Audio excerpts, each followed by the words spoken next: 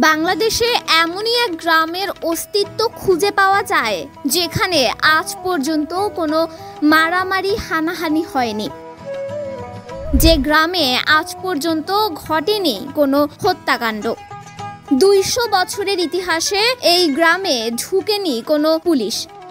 নাটোরের সিংড়া উপজেলার হুলহুলিয়া গ্রাম। গ্রামটিতে ঢুকতেই চোখে পড়বে নীল রঙের একটি গেট, সেখানে লেখা আদর্শ গ্রাম। আমাদের অজান্তেই এখানে এটি সভ্য জাতি গড়ে উঠেছে, যা আমরা টেরই পাইনি। এই গ্রামের মানুষের মাঝে জমি নিয়ে হয়নি কোনো দ্বন্দ্ব। মাঝে মাঝে গ্রামবাসীরা আদালতের পা বাড়াননি।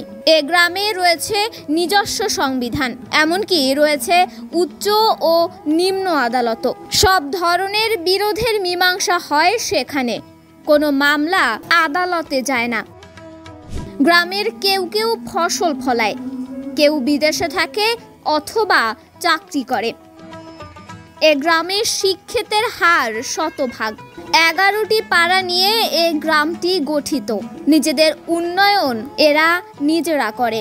এই গ্রামে একটি রাজধানী আছে। সেখানকার স্যানিটেশন ব্যবস্থা যেমন আধুনিক, তেমনি বাল্যবিয়ে ও যৌতুকের প্রচলনও নেই। এ এক আশ্চর্য গ্রাম যেখানে শিক্ষিতের হার শতভাগ।